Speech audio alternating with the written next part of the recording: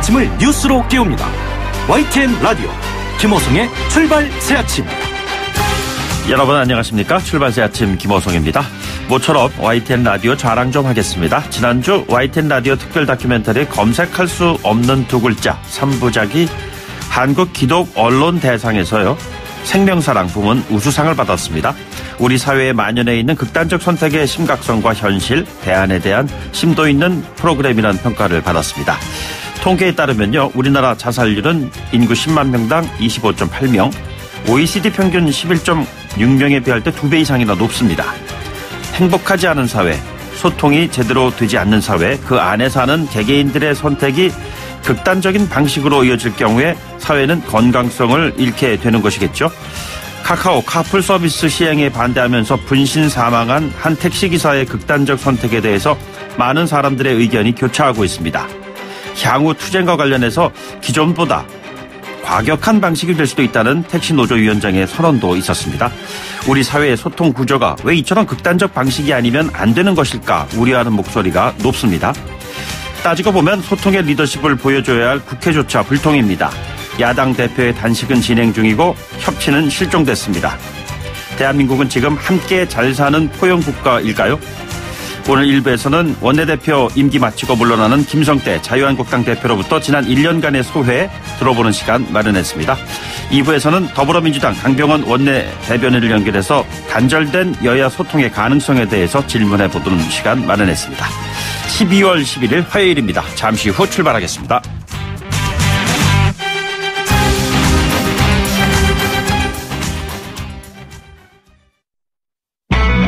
YTN 라디오 김호성의 출발 새 아침. 네, 오늘 꼭 아셔야 할 뉴스 정리해 보도록 하겠습니다. 시사평론가 이종훈 박사 나오셨습니다. 안녕하십니까? 네, 안녕하세요. 네, 어제 홍남기 경제부총리가 임명이 됐습니다. 자, 청와대와 내각이 참여하는 비공식 협의체를 가동하겠다. 이런 얘기가 나왔어요. 네. 그런데 왜 비공식으로 해야 되죠? 글쎄 말입니다. 이게 뭐 서별관 회의 뭐 예전에 뭐 이런 얘기 있고 그랬었긴 그렇습니다. 했는데요. 예. 문재인 대통령이 지시한 것으로 좀 알려지는데요. 뭐 청와대 참모진하고 이제 장관들 간의 이제 소통 강화 차원에서 비공식 경제정책 협의체를 만들 것으로 알려집니다. 그래서 조금 전에 말씀하신 그 서별관 회의 결국 부활시키는 거 아니냐라고 네네. 하는 이제 지적이 나오니까 김의겸 청와대 대변인은 장소도 그곳이 아니고 문제가 됐던 한국은행 총재도 참석하지 않는다라고 해명을 했습니다. 예. 글쎄요. 한국은행 총재 참석해야 할 것 같은데. 저도 그렇게 생각이 드는데. 예. 서별관 회의는 아시다시피 2015년에 그 대우 조선해양 지원 결정 그 밀실 회의 논란이 불거진 끝에 네네. 2016년 6월부터 중단이 됐던 그 회의체입니다. 그리고 이 또 비공식 이런 협의체를 가동한다는 것이 또 좀 약간 기존에 설명하고 좀 맥락이 안 닿는 부분이 또 있어요. 네네. 그러니까 홍남기 경제부총리가 원탑을 맡게 될 거다라고 이야기를 해오지 않았습니까? 예. 그런데 이 비공식 협의체를 가동하게 되면 결국 김수현 그 정책실장 히든 원탑으로 가는 거 아니냐라는 네네. 분석도 나와요. 예. 실제로 그렇게 될 가능성도 없잖아 있는 거죠. 더욱이 이제 이게 비공식이란 그 딱지가 붙다 보니 더욱더 그런 분석이 좀 힘이 실리고 있는 그런 그 상황입니다. 원탑이 아니라 원래 원팀이 돼야 되는 거 아닌가요? 그렇죠. 그러니까 뭐 원팀을 강조해서 이런 협의체를 가동하겠다는 건데. 네네. 글쎄요. 그러니까 이걸 왜 그러니까 굳이 이렇게 비공식이란 이렇게 운영을 할 필요가 있냐는 얘기죠. 예. 네. 예. 어쨌든 그 전 경제부총리께서는 어제 자가운전으로 해서 이렇게 떠나시더라고요. 그 사진을 보니까. 네. 백팩 메시고. 네네. 네. 인상적이었습니다. 삼성 바이오로직스 상장. 자, 이제 되는군요. 이게 몇 개월이나 기다려야 될 것 같았는데 한 달도 채 안 됐는데 어쨌든 상장이 이제 다시 되네요. 네, 그렇습니다. 금융위원회가 이제 고위분식 회계 판정을 내리고 26일 만입니다. 네네. 예, 한국거래소가 어제 그 삼성 바이오로직스 상장 유지를 결정했어요. 이건 역시 시장의 안정성을 우선 고려한 것 같습니다. 아무래도 주식시장에서 차지하는 비중이 이제 시총순위 한 6위 정도 되거든요. 예. 그 경우에 또 이 상장 폐지를 하게 되면 8만여 명에 달하는 소액주주 피해 이 부분도 또 이제 사회적 문제가 될 수 있고 네네. 이런 부분도 함께 이제 고려를 했다 이런 분석이고요.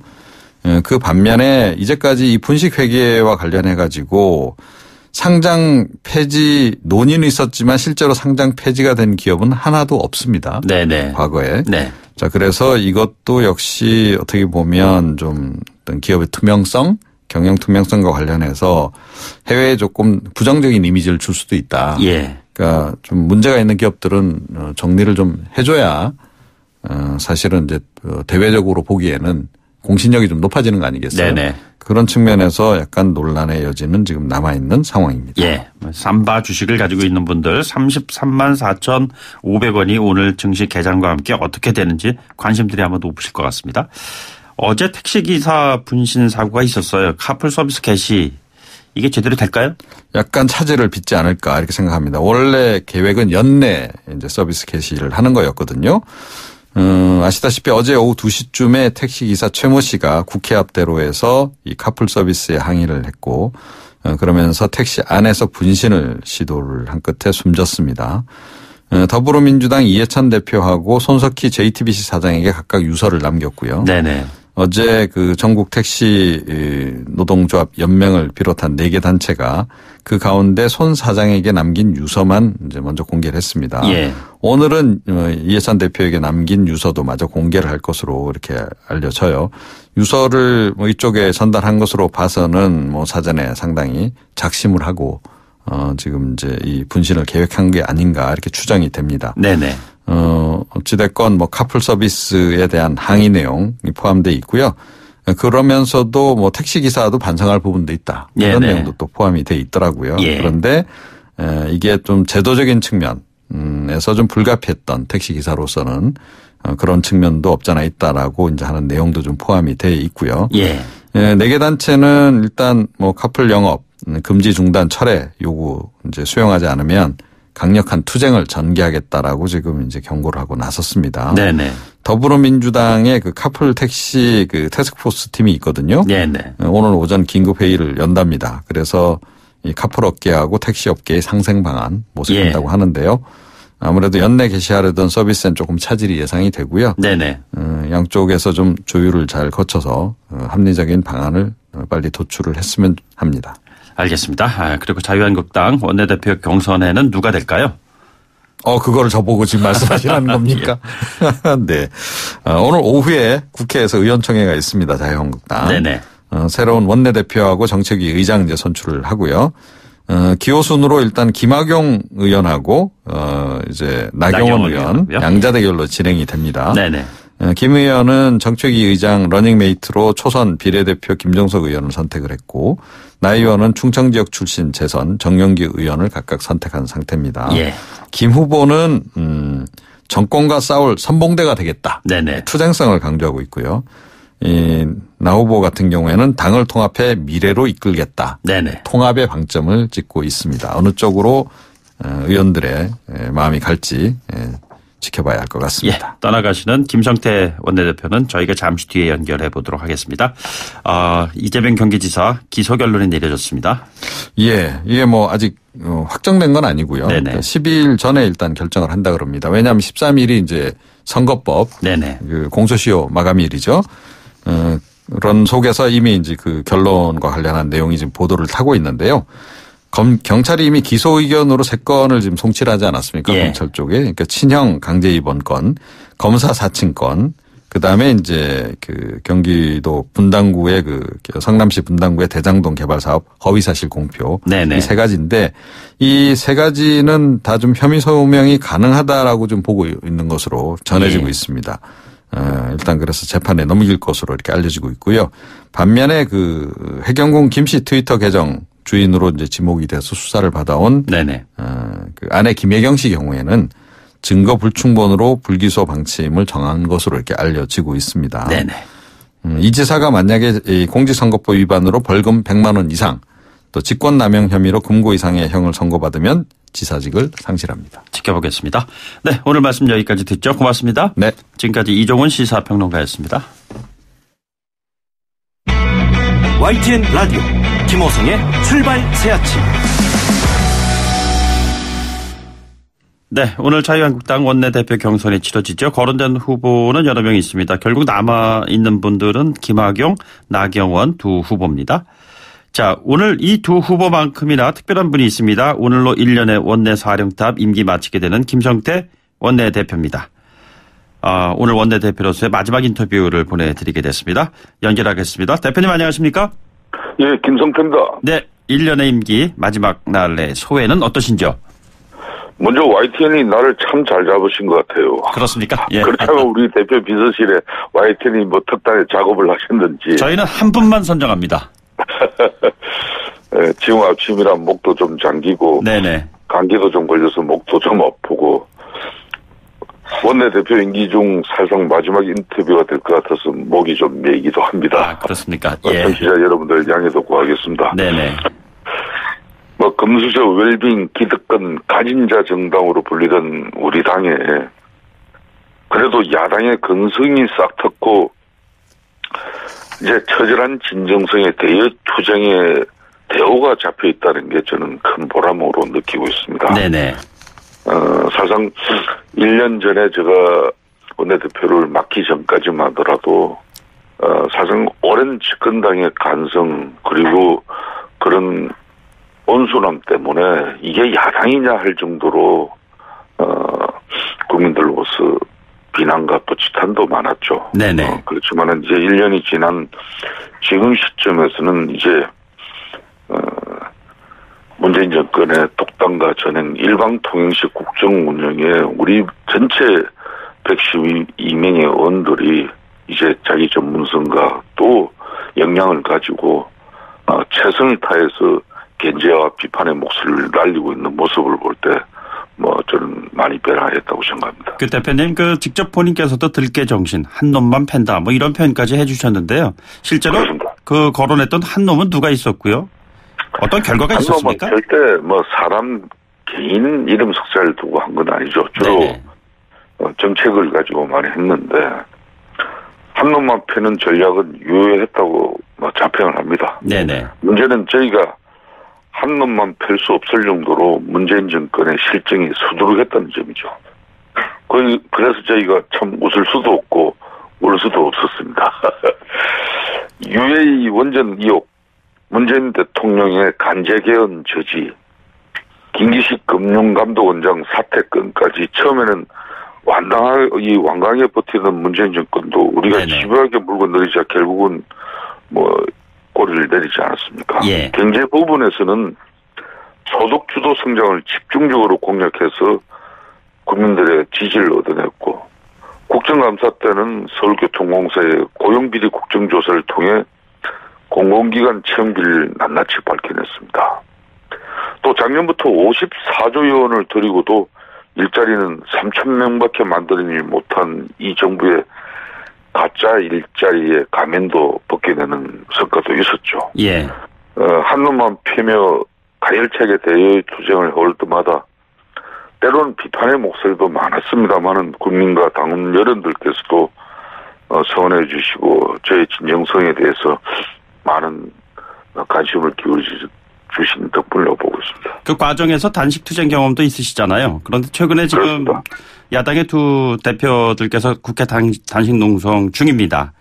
두 대표의 결단에 어떠한 말씀 하실 생각이시죠? 먼저 제가 원내대표 임기 마치면서 이 야 3당의 선거구제 개편에 따라 손학규 대표와 이정미 대표가 지금 단식을 지금 오늘 아마 6일째입니다. 네네.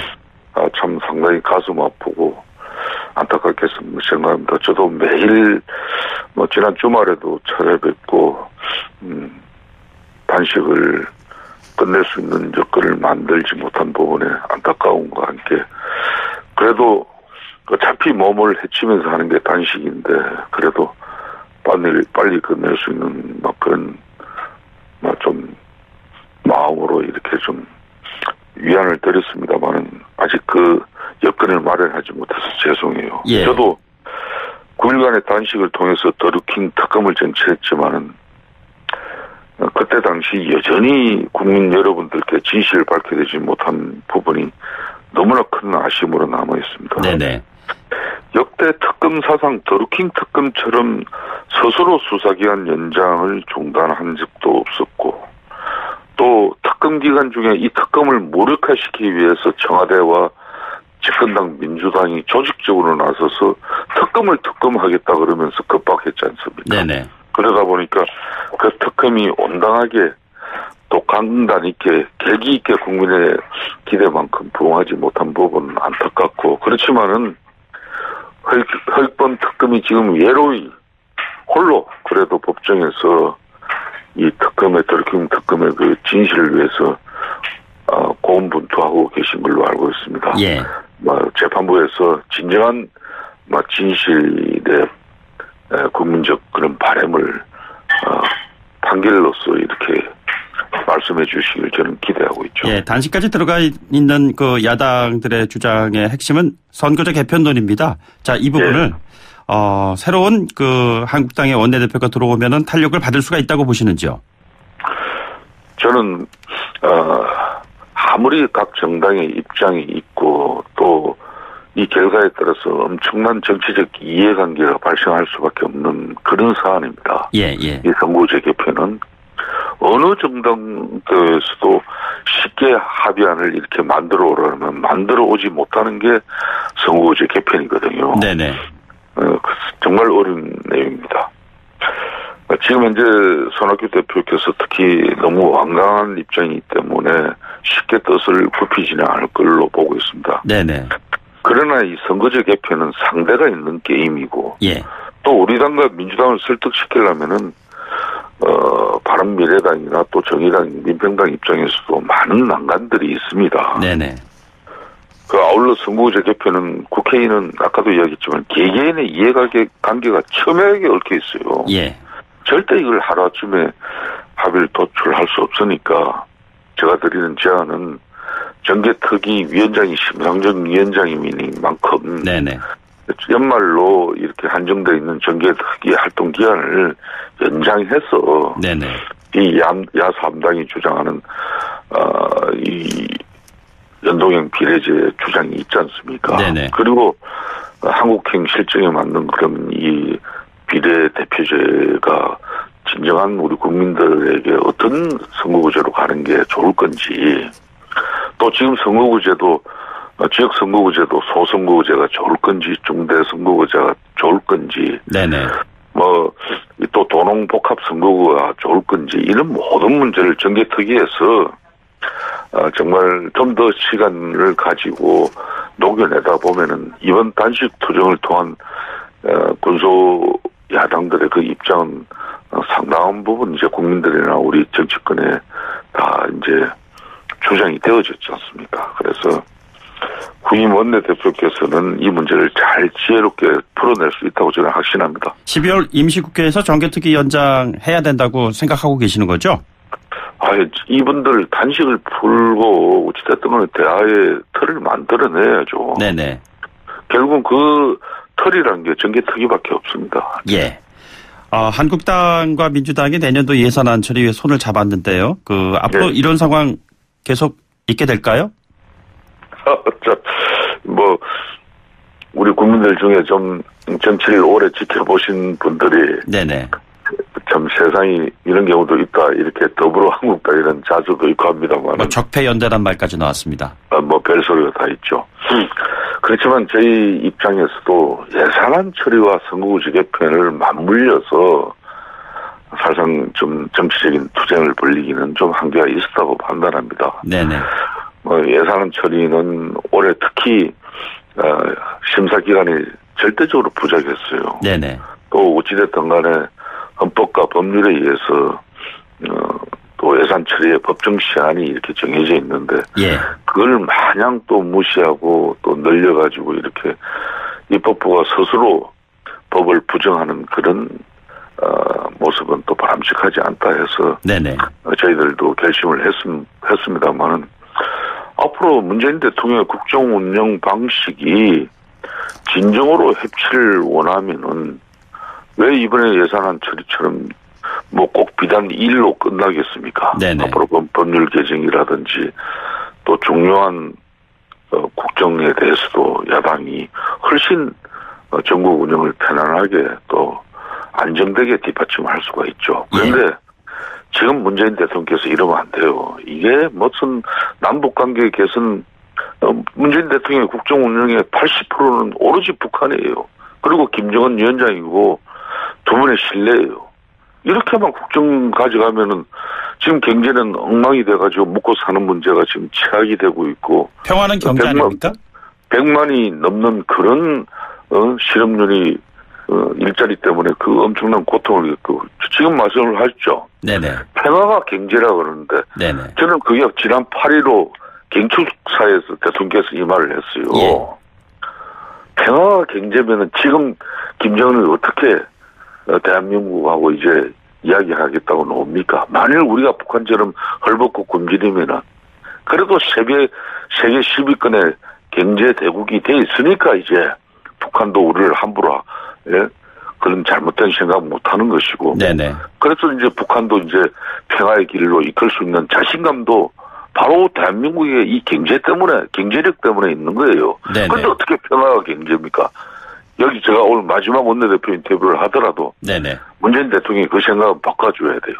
절대적으로 대한민국 한반도에서는 경제가 평화입니다. 우선 대한민국이 부강하고 대한민국 국민들이 튼튼하고 건실하게 일자리에서 열심히 일하고 대한민국 경제력이 좋아질 때 북한도 이제 그 꿈을 적합 야욕이든 저런 전 세계에서 오직 북한처럼 저런 한마디로 인권이 존중받지 못하는 그런 국가가 어디 있습니까? 경제 말씀하셔서요, 대표님. 그 김동연 떠나간 그 부총리 한국당 영입 얘기가 나오고 있는데 가능한 일인가요?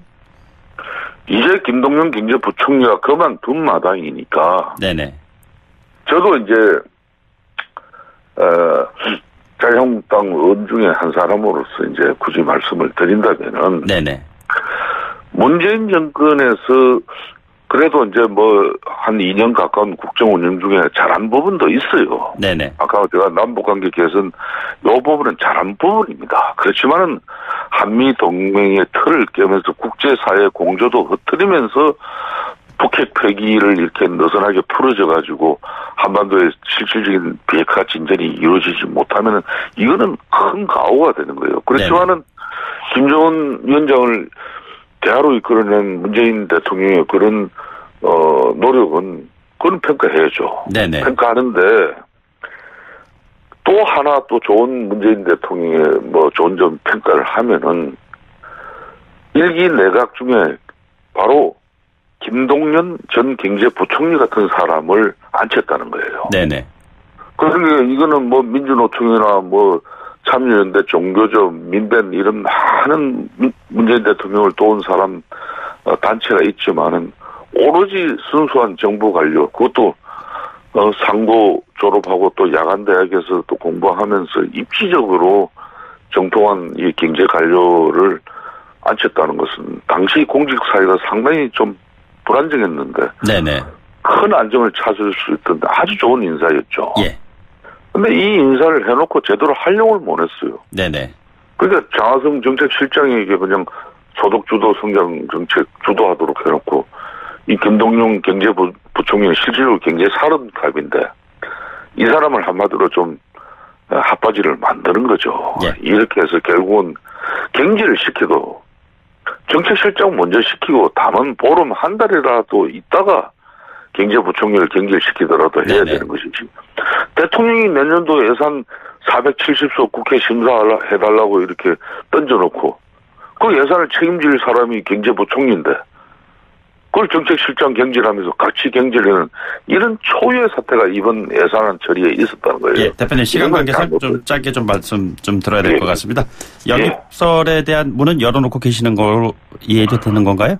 이제 김동연 경제부총리는 이제 공직자로서 마지막 국가에 대한 봉급을 다 했습니다. 네네. 그런 만큼 그분이 어떤 일을 할 수 있던 그런 자유니까. 네네. 그 자유 속에 자유한국당도 당연히 포함되어 있겠죠. 알겠습니다. 마지막 질문입니다. 정치인 김성태의 다음 목표는 무엇인가요? 저는 뭐 이제 1년 원내대표 나름대로 뭐 여러 가지 모자라고 부족한 가운데 했는데 결론은 우리 국민들이랑 우리 당원들이 저에 대한 평가가 이제 있겠죠. 네네. 이 평가를 겸허히 받아들이고 저희 정치 진로를 생각하겠습니다. 네, 여기까지 듣도록 하겠습니다. 고맙습니다. 예, 감사합니다. 네, 지금까지 자유한국당의 김성태 원내대표였습니다. 1부 마치고 2부에 돌아오겠습니다. 소통의 아침을 여는 공정한 목소리 YTN 라디오 김호성의 출발 새 아침. 네, 출발 새 아침 2부에서는 더불어민주당의 강병원 의원 연결해 보도록 하겠습니다. 잠시 광고 듣고 돌아오겠습니다.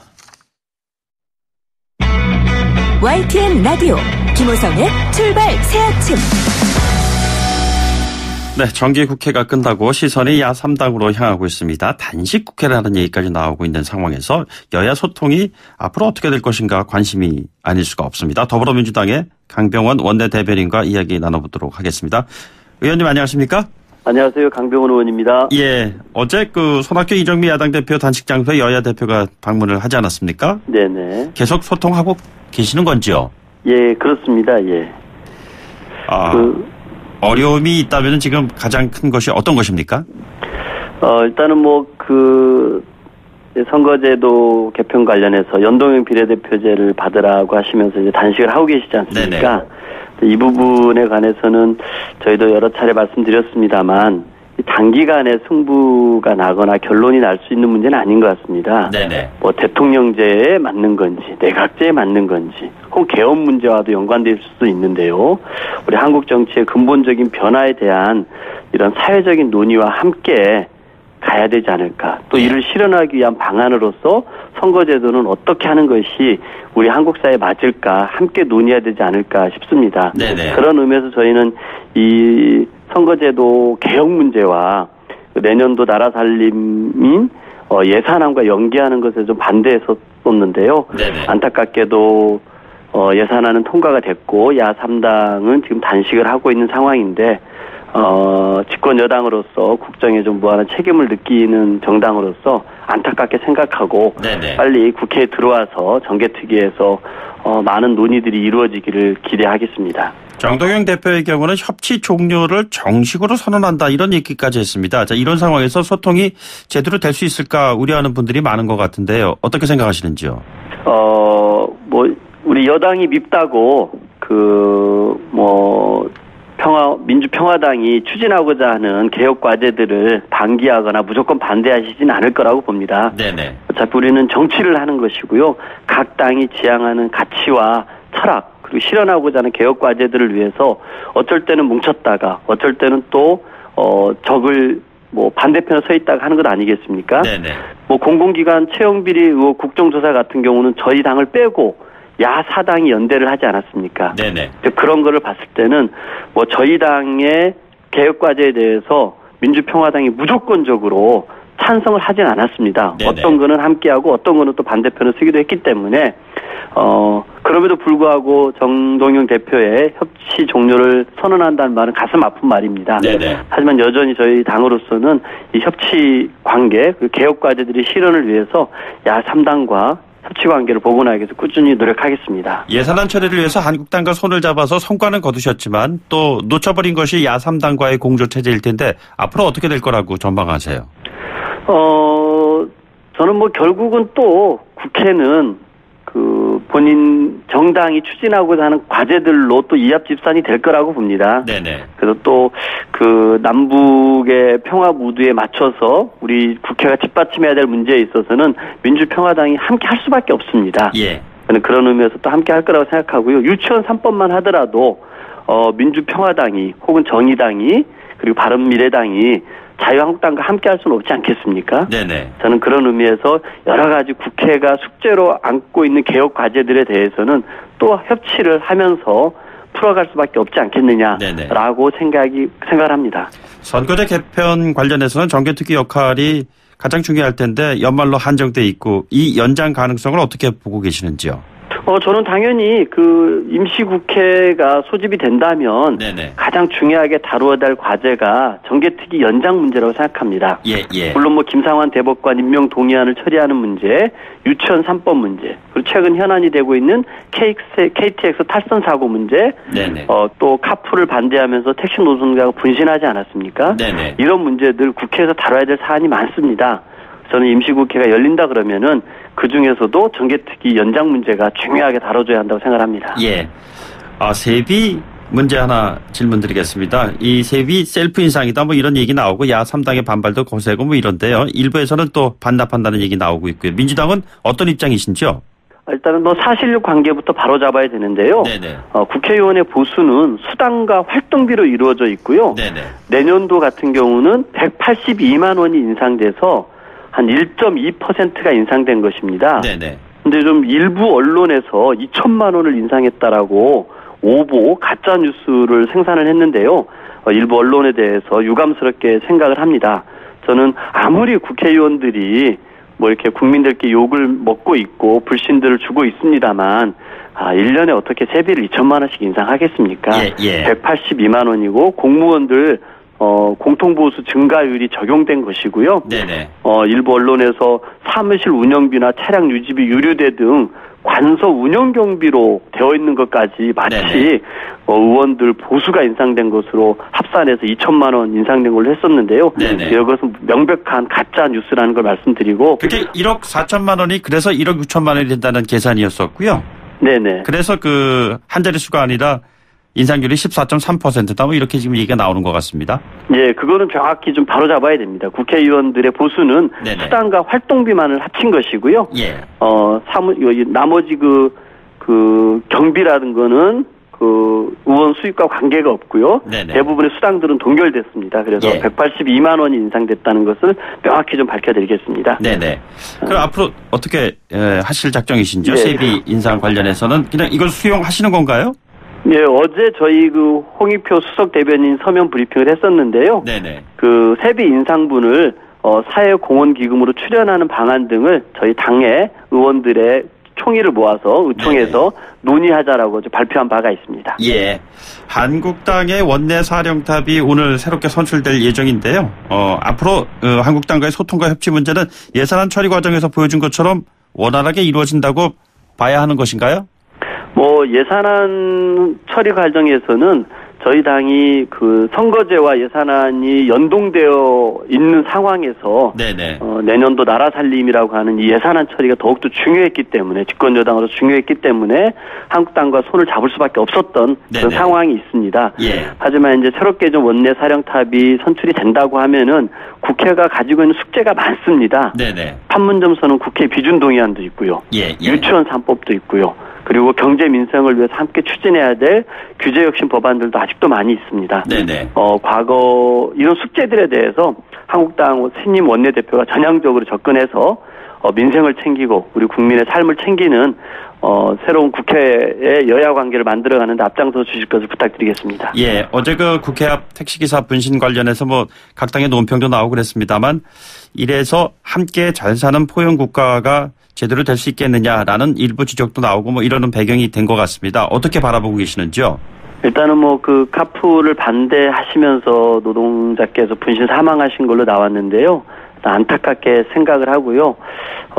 정말 국회 내에서 이런 문제들에서 빨리 좀 논의를 하고 이런 분들의 의견들도 수렴해서 정말 이렇게 택시 노동자들이나 또 새롭게 신산업으로 등장하려고 하는 부분이 있는 거 아니겠습니까? 이 양쪽을 좀 이렇게 만족시킬 수 있는 국회 역할이 있다고 봅니다. 이런 부분들에 관해서 국회가 미뤄두면 미뤄둘수록 이런 안타까운 일들이 있을 수 있기 때문에 빨리 국회에서 이런 현안들에 관해서 정상화시켜서 논의해야 한다고 생각합니다. 예, 마지막 질문 드리겠습니다. 유치원 3법 이해찬 대표가 임시국회에서 처리한다 이런 얘기 했는데 한국당 창성하지 않으면 현실적으로 불가능하지 않습니까? 맞습니다. 한국당은 이렇게 국민 여러분들도 다 보시면 아시겠지만 한유총 대변인 역할을 자임한 것처럼 충실했던 게 한국당이었습니다. 계속해서 시간을 끌어왔고 떼쓰기로 일관하면서 법안 통과를 방해를 하고 있는데요.